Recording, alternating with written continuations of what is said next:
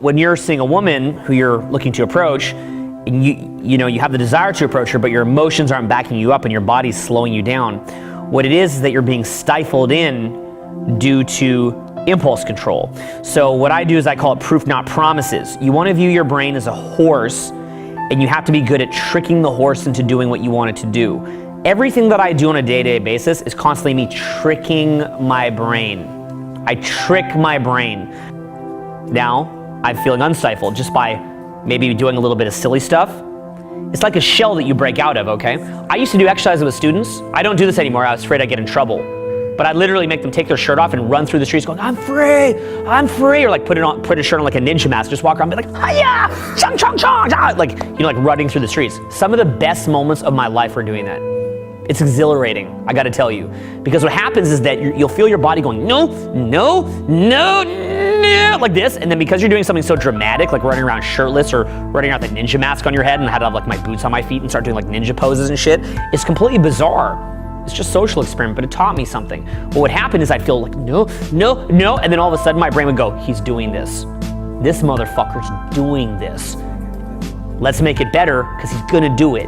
And so it's almost like, you're thinking of climbing a mountain, and your brain's like, no, no, don't climb the mountain, don't climb the mountain, look down, it looks all scary. You look down, you get all scared, but if you just force through and you start climbing that mountain, all of a sudden your brain shifts lenses, and it's like, maybe climbing the mountain's fun. Dude, that shit down there, don't even worry about that. There's the next rock, there's the next rock. And you start to focus on the upside, you start to go up. Your brain actually shifts lenses in terms of what it's focusing on. Here's what my brain led me to do. It led me to have success barriers. It led me not to approach women. It led me to be a coward. It led me to be depressed. It led me to make excuses. It fucked my life up. My brain's default pattern is like this garden full of weeds. I've personally found that my brain will grow weeds and I have to pluck the fucking weeds. At times, I will browbeat myself. If I fucked up, I will sit around beating myself up for a while and think how I'll change. But I don't browbeat myself for no reason. I don't just browbeat myself like, I'm dumb, I'm dumb, I'm dumb. I'll be like, no, what I'm doing right now is fucking pathetic. This is a goddamn joke. How will I change? What would I change a week ago? What would I change a month ago? What would I change a year ago? And I reflect on that. As a man, I think you have to have nights like that. You have to have nights where you just sit around and think about it. Like if I do something wrong, sometimes I'll take an afternoon off, like 3 or 4 hours, and I'll sit alone in a room and I will ruminate on what I did wrong. That's healthy, because that's gonna you got the ship, it's on autopilot, and you spend those couple hours turning the rudder to go somewhere else. That's healthy. I have days like that regularly. If your brain is giving you a hard time, little do you realize, if your brain's giving you a hard time, it could mean that by the time that you actually tame the damn thing, it's gonna be amazing. It could be amazing. Like, I probably have some kind of light autism or Asperger's or something, I don't really know. And what does that mean? I mean, people are like, what does that mean? Like, you're like, autism, oh my God, what does that mean? It means that you think with depth, not breadth. That's all it means. Doesn't mean I'm walking around retarded like that. That's a more extreme case on the spectrum. On a light case on the spectrum, you just see things deeply. You dissect things deeply. That's what my brain does. My brain is always going deep all the time. I'm either present in the moment, in which case everything's nice and light, or I'm pulling shit apart, thinking of all the different directions of shit. Some people call that bad. It was bad for me because I couldn't socialize for 20 years. But now that I figured out how to work it, I have an advantage. I'd like to see somebody who doesn't have a brain like mine try to do what I'm doing. It'd be tough. And it'll keep switching on more and more. Your intelligence, if you keep reading great books, put healthy shit in your body, challenge yourself, put yourself through stress, try different things, your brain will keep switching on more and more and more. But the last thing I'd say on this topic is, look at what I'm doing here, how it's focused on thriving and not coping. So you could look at what I'm saying and be like, oh, this is a little much, it's a little heavy. I mean, clearly it's not for everybody. But what I found was, you wanna know the best way to get out of your petty problems? Get better problems. Start thinking bigger, and then this other shit will seem small.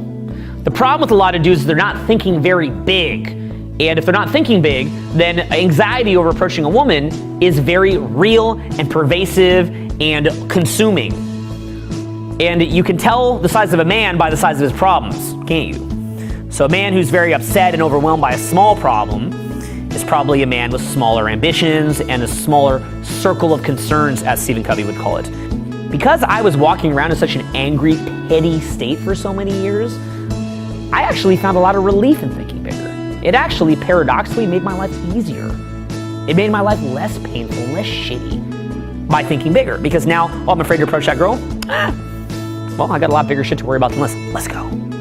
So that's what I think is like in thriving as opposed to coping. In coping, everything seems like a big deal. Oh, I'm feeling bad today.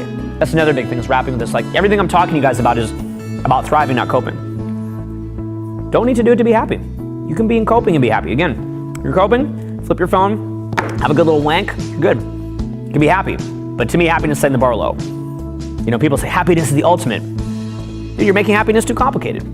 Flip your fucking phone. You'd be happy. You know, guys like, I just want to get a job at Subway. Dude, how about this? Stop worrying about the job at Subway. Let's buy the Subway. Then you can put the fucking little paper hat on and hire yourself. You know, right? So it's like you get bigger, like think bigger, and then you're going to a different paradigm. Like, what was it, Einstein or someone? Like you can't solve the problem at the paradigm at which it was created.